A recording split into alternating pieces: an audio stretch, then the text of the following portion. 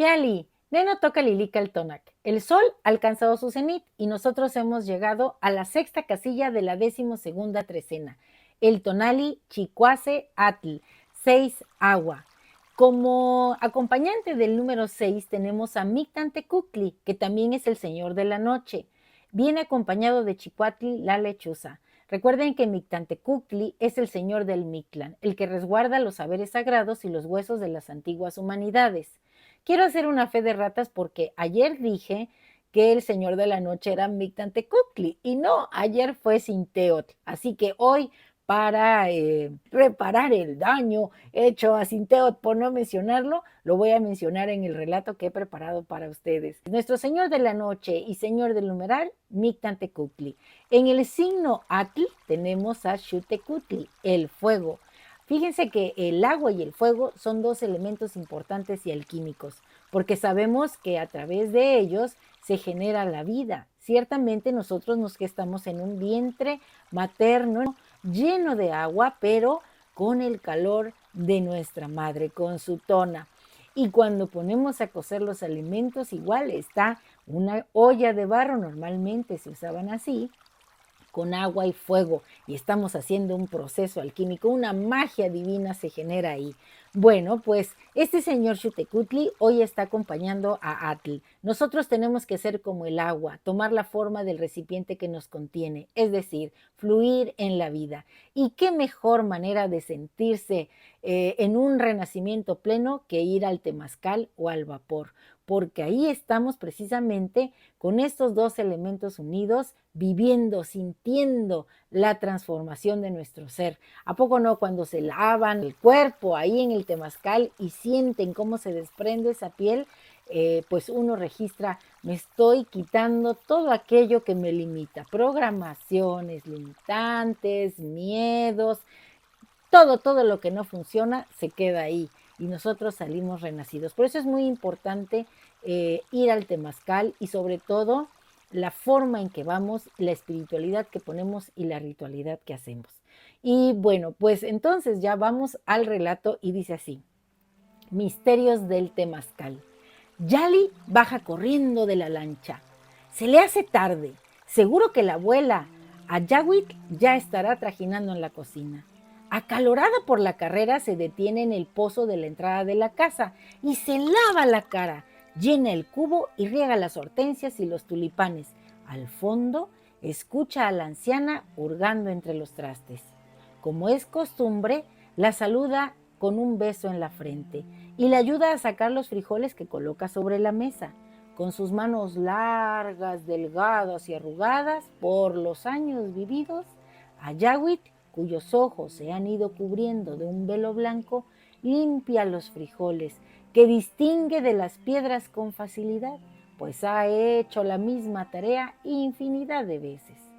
Yali suele hacerle la plática mientras pone el nistamal, y aunque la anciana es de pocas palabras, con ella gusta de abrir su corazón. Ayawit, mujer mitad oaxaqueña y mitad poblana, llegó a Papaloapan siendo una adolescente.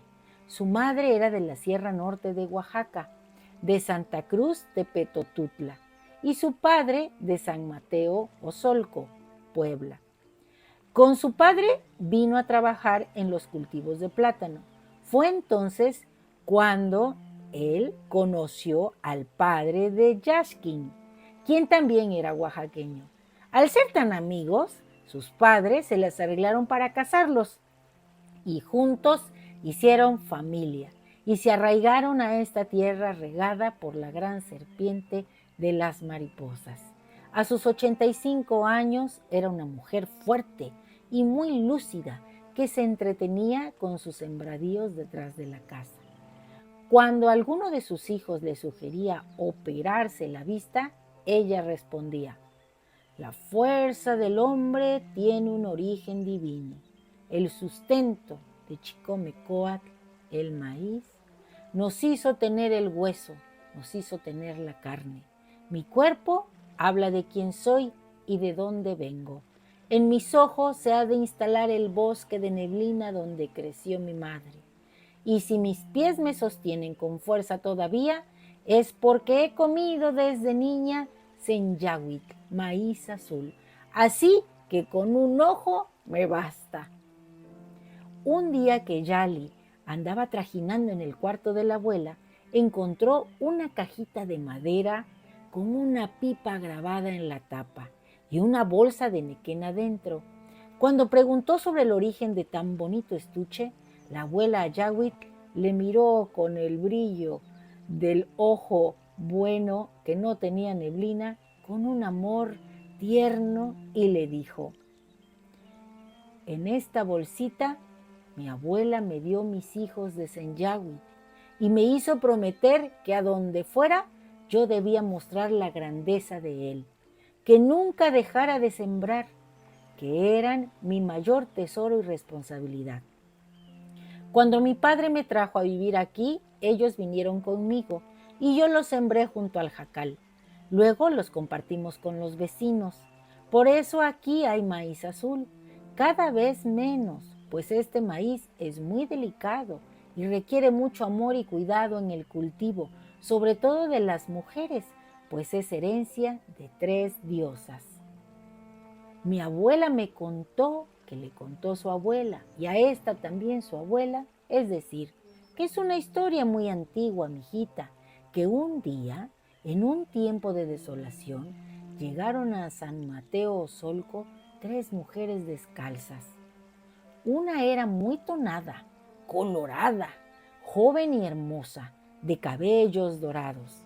Otra era una mujer madura con la piel de un gris azulado por el polvo del camino recorrido. De su cabeza, circundada por 2 trenzas serpentinas, se asomaban hilos blanquecinos que el suave viento agitaba como telarañas desprendidas. Y la tercera era vieja, larguirucha, muy flaca, tanto que se le notaban los huesos.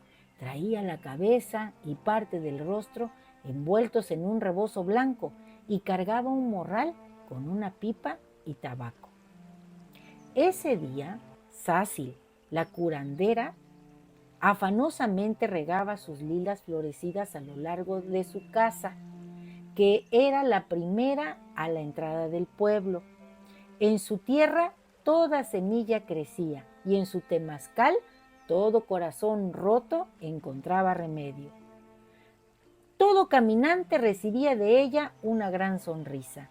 Nadie en el pueblo sabía bien de dónde era, pues una noche de tormenta, un gran rayo retumbó en el cielo y al caer desgarró la rama de un árbol muy viejo.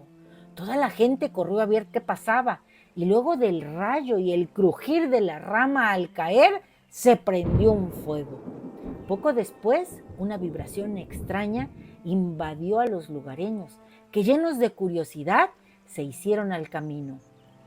Al llegar al sitio del desastre, vieron a una mujer madura sentada frente a una fogata. Tenía la cara llena de hollín. Era Sácil. Del desgajado árbol colgaba un cordón florido. Cuando ella los vio, les dijo: «Vengan, siéntense», y empezó a cantarles mientras tocaba su tambor. La gente se sentó sin más, entusiasmada e hipnotizada por el fuego. Pasaron la noche cantando e integraron sin más a Sácil en su comunidad, que desde entonces vive ahí, donde aterrizó haciendo de la rama del árbol caída su primer jacal. Ese día que las extrañas mujeres llegaron al pueblo, Sácil desde temprano había preparado su temazcali.